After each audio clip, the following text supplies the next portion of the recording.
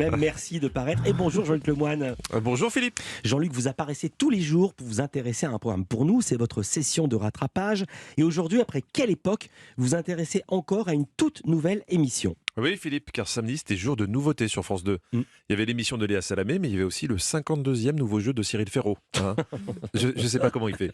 2 jeux quotidiens sur France 3, plus les cartes au trésor, plus le quiz des champions, plus Fort Boyard. La question qu'on a envie de se poser, c'est, pour se détendre, est-ce que chez lui il fait des jeux de société? Et en plus, en faisant tout ça, il réussit à rester frais, Cyril. Toujours bien rasé, le cheveu soigné, il fait propre. T'auras envie de manger dessus. Donc là, c'est son nouveau programme. Vous regardez 100% logique, le tout premier jeu où les questions posées n'ont aucun rapport avec vos connaissances, mais seulement avec votre logique et la manière dont fonctionne votre cerveau. 100% logique, l'émission qui te permet de tester la fraîcheur de ton cerveau. Ça me parle. Moi qui pensais avoir du bain moussant dans la tête, cette émission m'a fait beaucoup de bien. Je me suis rendu compte que je devais avoir un QI de 120, mais que je l'utilisais qu'à basse consommation. Le thermostat de mon cerveau était réglé depuis longtemps à 19 degrés, mais je ne me rendais pas compte. Et si j'ai joué samedi soir, c'est parce que Cyril a bien pris le soin de rassurer tout le monde, quitte à poser des questions un peu bizarres. Un enfant de 10 ans a autant de chances de gagner qu'un adulte de 80 ans, par exemple. Pourquoi ? Pourquoi ? Parce qu'il a moins de chances de s'endormir sur le canapé, surtout.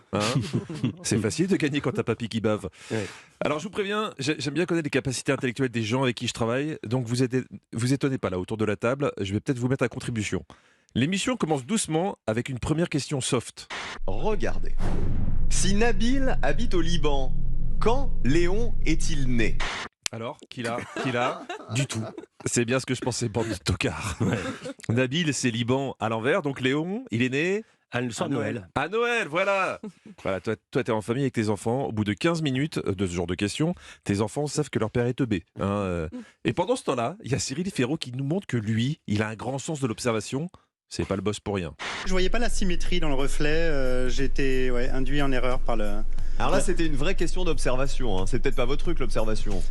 Pourtant, si, un peu. Qu'est-ce que vous faites dans la vie ? Je suis ophtalmo. Dommage. Ensuite, une question est posée par un imitateur bien connu. Alors, nouveau petit jeu pour vous. Je vous laisse deviner qui il imite et qui est l'imitateur. Ça doit être un jeu d'enfant pour Culture Média. Hello Cyril, bonjour Cyril. Connaissez-vous les jumeaux américains Bob et Mike Bryan, The Bryan Twins, joueurs de double légendaires? Alors, c'est un imitateur qui imite Nelson Montfort, mais qui est-il? Alors, je l'ai pas. Non, moi non plus. Il y avait un piège. C'était le vrai Nelson Montfort. Non. Ouais, parce il s'imite lui-même. Nelson Montfort a une particularité maintenant, quand il parle, on dirait qu'il imite un imitateur qui est en train de l'imiter. Oui.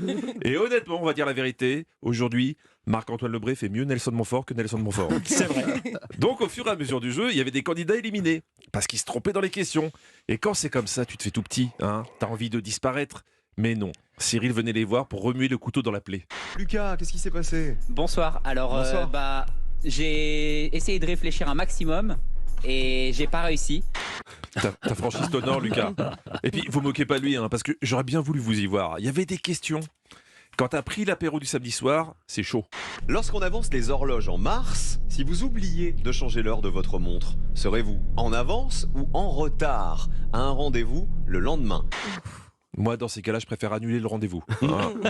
Il y avait aussi 3 célébrités qui étaient venues jouer au jeu de la logique, et notamment Caroline Margeridon, une des stars de l'émission Affaires conclues, qui est arrivée ultra confiante. Caroline, sur une échelle de 1 à 10, ta logique, elle est où ?